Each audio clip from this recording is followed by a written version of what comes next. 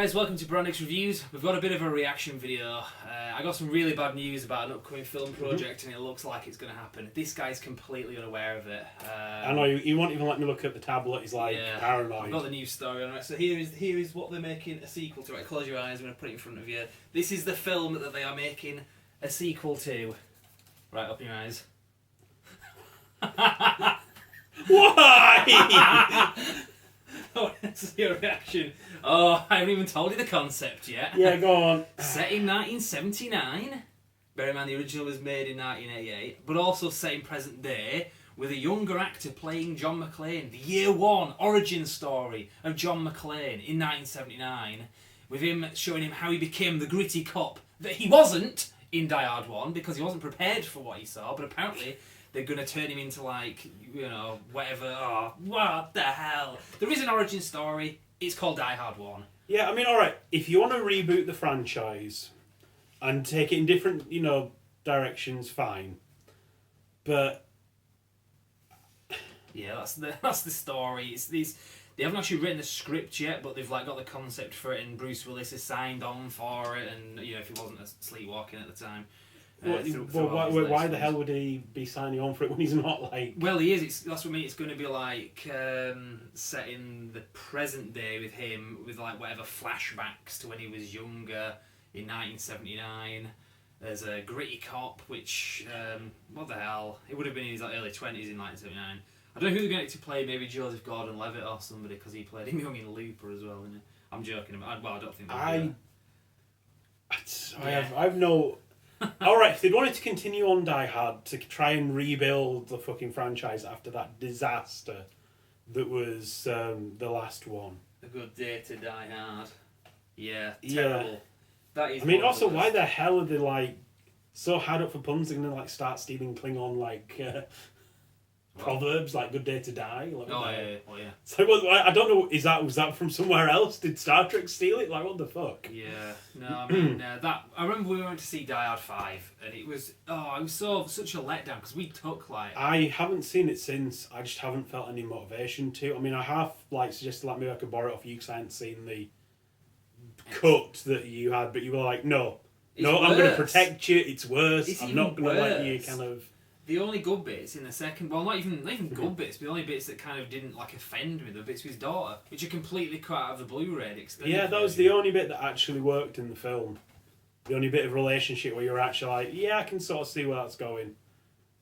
And it seems like one of the things that really pissed a lot of people off, that understood what it was that made that first three film. I didn't mind the fourth film. It wasn't as good as 1 or 3 by a long shot. But it worked for what it was. It was alright. Bruce Willis didn't give too bad a performance, but the point about 1 and 3, like I said, people understand what it is, why it's such a good film. It's because he's an everyman. He's a cop, yes, but he's not, you know. Yeah, I mean, he's not Rambo. Dolph Lundgren. He's not Sylvester Stallone. He's not Rambo. Well, yeah. Yeah, but you know what I mean. He's not those like huge, beefy, kind of indestructible He-Men that were kind of like famous, like action stars of the 90s. I mean, they were really great in their own way. We loved them growing up. But he was a bit different. He wasn't that guy. He was kind of like George Clooney was back in the 90s. He wasn't an action... I mean, he did action film, the odd one, like The Peacemaker, but that wasn't what he was known for. He was more kind of like TV, sort of heartthrob kind of guy who was an everyman that you could relate to. So for them, I mean, like I say, what they did with the 5th film, particularly, I mean, they did it a bit in the 4th one, but all out in the 5th film, where he's just basically Rambo, takes away that thing from the character. And if they're going to, like, take that back in time and have him as a Rambo kind of character from, he was always that even before, like 10 years before the events of Die Hard, that just totally just messes up the dynamic of the character. That's obviously like, we don't get it, we don't care about it, we just want to use the name to try and cash in on some money. I'm not sure how much money there is to cash in on, because I don't think anybody really liked fucking Die Hard 5, did they? No, I mean, I don't know how well it did, like, box office wise. I mean, I'm going to say this right now, and make a promise.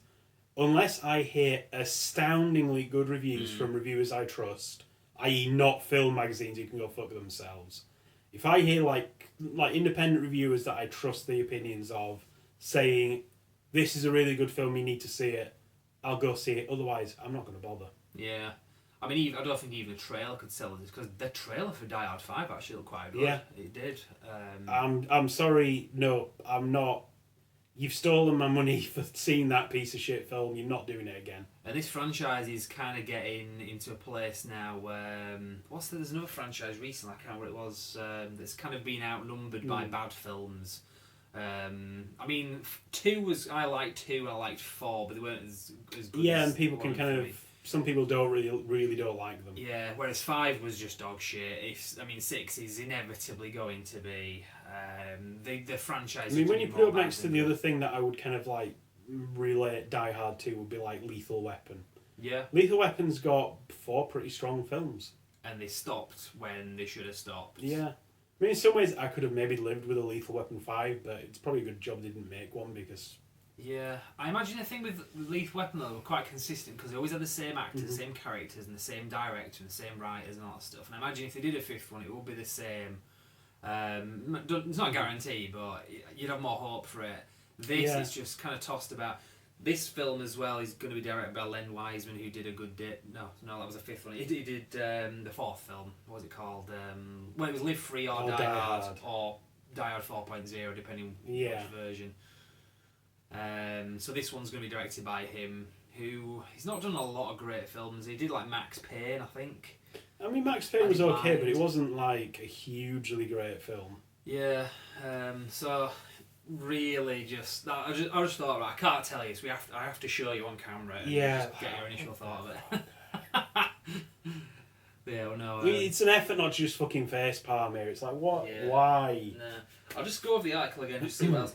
Because I was watching a couple of videos of other people talking about this, and somebody came up with a really good idea. If you're going to do a Die Hard sequel and you even want to attempt to do it well, and I think there was some talk of this a while ago, of having it be the anniversary of the Nakatomi incident in Japan, and John McClane is invited there to, because of everything that happened like in '88.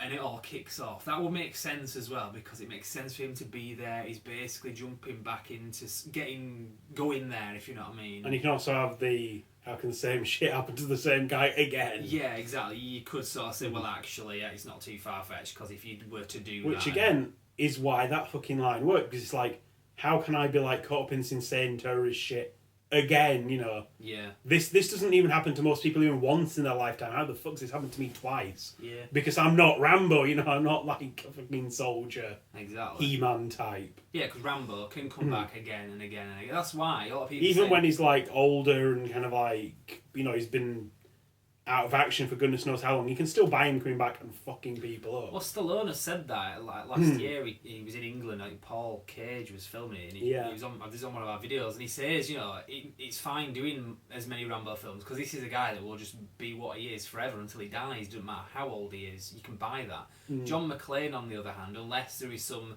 very specific reason, like Die Hard 3 worked so well because it was the events of the first film that pulled him back in. It wasn't just, stumbled across this again. Shit happens, I guess. I mean, the second one you could say, was far-fetched, but you rolled with it. It was, it's kind of it's like Home Alone, basically. It was like 2 Christmas films that are supposed to be a year apart. I know they came out a couple of years apart, but it's supposed to be like... It also Christmas. Originally wasn't like Die Hard 2 meant to be a Lethal Weapon plot. That was the third one, I think.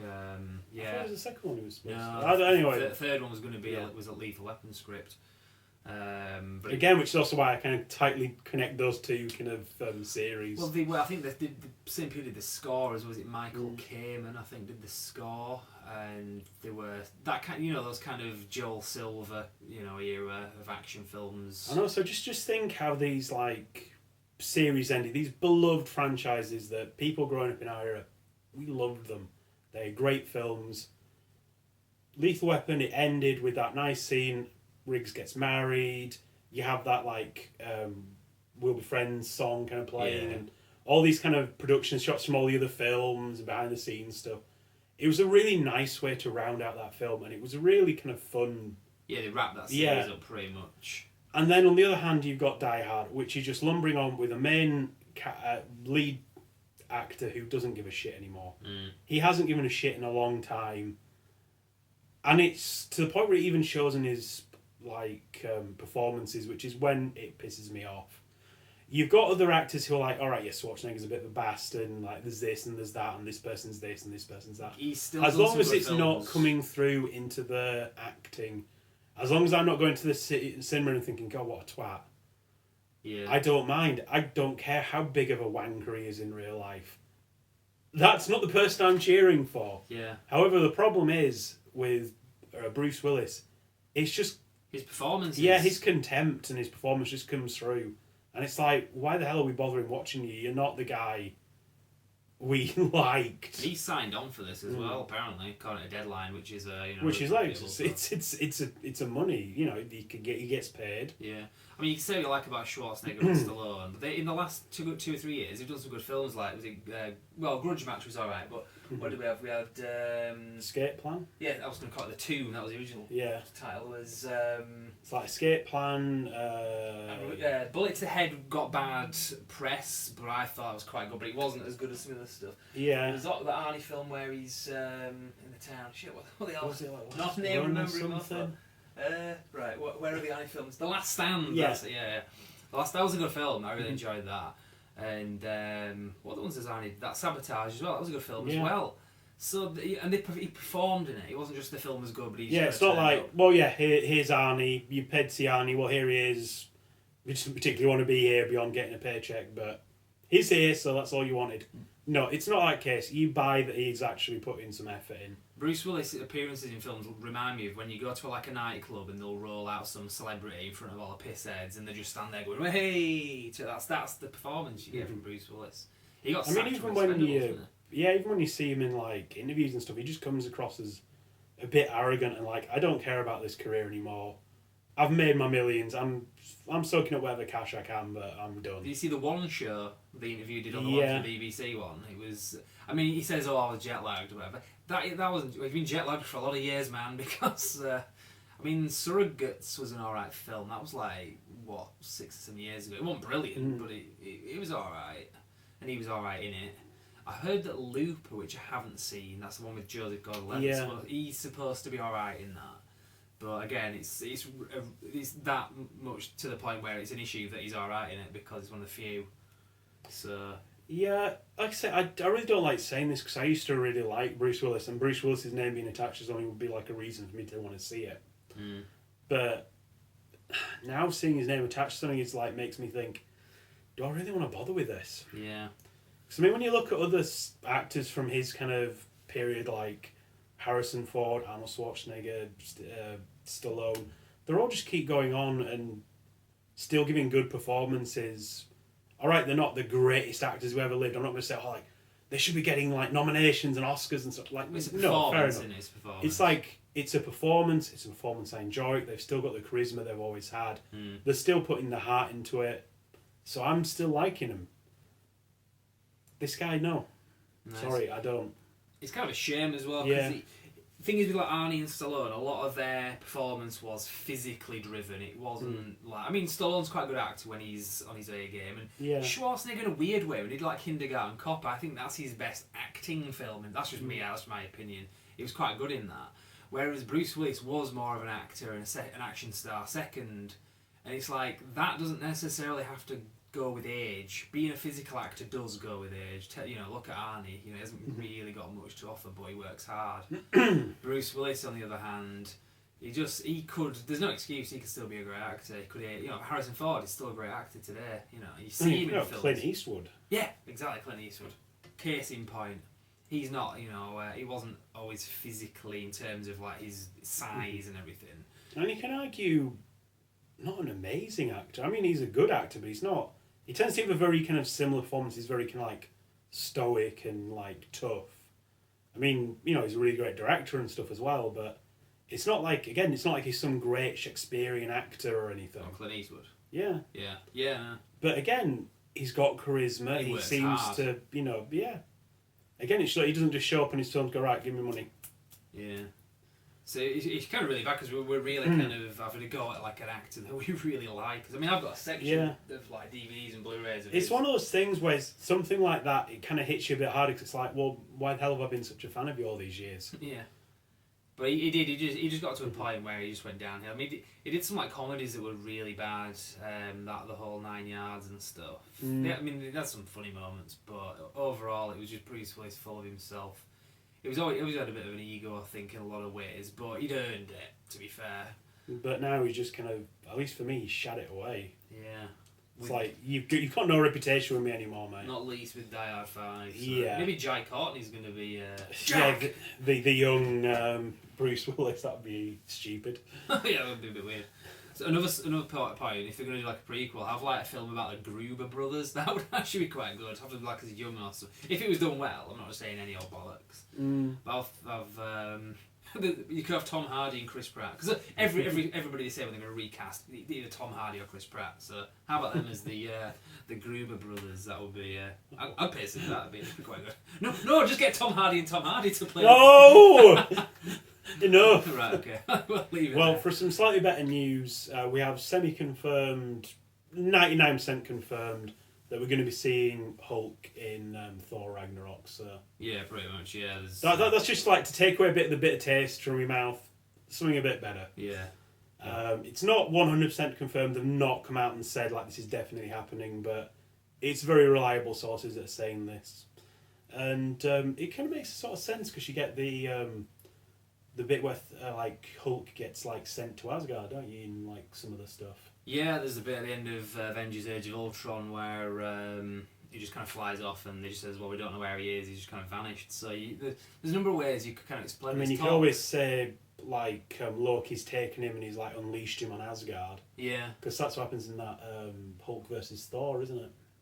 Yeah, I mean that's kind of the way I saw it. But apparently, Thor Ragnarok is going to be set mostly on another planet that we've not seen before, and I imagine it's going to have something to do with one of the Infinity Stones. I mean, I very much think that's the case because Kevin Feige said that Thor's story in Thor Ragnarok continues directly from the end of Age of Ultron. So it's where he's going off looking for answers. Yeah, he picks up. Presumably, he's going to find out like. What do you mean Loki's still alive and he's not ruling Asgard? Well, that's not really confirmed because you could. Well, I'm just guessing on that one. But well, yeah, could be wrong. I know. I mean, I'm kind of guessing with this, but you could easily say that bit at the end of Thor: The Dark World, because people say, well, where's Odin then? Is he like been kidnapped and like stored away somewhere? He could have just been in the toilet for like 5 minutes, and that scene could have just been, But I don't know if Anthony Hopkins, he's not 100% sure whether he's coming back or not yet, so I don't know. Yeah, I mean it's too early to get in too much like speculation, Yeah. but like I said, just to give you a bit of hope for something good, there's a bit of good news. Yeah, I think I'll split this video into two. I'll kind of segue it out after the to be continued. But yeah, so that's that. There's been some other bullshit this week about Fantastic Four rights coming back to Marvel. I got burnt by this. I should have known better. The number of times you've like ranted about like don't trust clickbait. Some friends I was talking to on Skype were like full of this, like, oh, like, have you heard Fantastic Four? It's reverted to Marvel Studios. yeah, and they're going to be making like a Fantastic Four film, like, and I'm thinking like, well, okay, maybe they're making the Fantastic Four films like, not really confirmed, but presumably the rest of it is. Nope, complete bullshit from what we can tell. Fox has come out and denied it. I mean, in some ways it wouldn't be uncharacteristic of them because they kind of... There's the whole thing with Spider-Man where that didn't do so well, so they decided to send it back up to Marvel. Yeah. I mean, yes, Sony, not... is it Fox? Or... Fox it is. Yeah. I mean, things with Fox, a lot of the... things moving. Some of the stuff that people were saying was... they're trying to do this X-Men TV series which they can't get the rights for or something. And Marvel because that was part of the kind of rumours. Like, they've given back Fantastic Four and got the rights to the TV series. And it wasn't totally far-fetched, but Marvel... It could happen, but it's one of those things where... like I say, it sounded really plausible at the time. I bought into it because I sent you the link and you were like, yeah, I'm not sure about this. Well, it's bullshit. Telltale sign is anything that says, makes a statement in a headline and then... question mark on the end. It's like, really easy to get excited though with stuff like that and you're like, whoa, this has happened. That's going to be cool. Yeah, but don't worry. In next week's show, we have Jeremy Jans here in the studio? Question mark. Yeah. Yeah. So yeah. Obviously we don't because the question mark at the end. We can get away with saying with what question mark. Anyway, yeah. So I think we'll leave it there anyway for the Marvel news. So there's 2 videos. Stay tuned for our Halloween. Yeah, we're going to start filming that in a couple of weeks. Yeah. Halloween, yeah, absolutely. Even though we're wearing the same clothes as we've been wearing in all those videos. We're not started just yet. The Halloween stuff. Yeah, the Halloween stuff. Turn it off.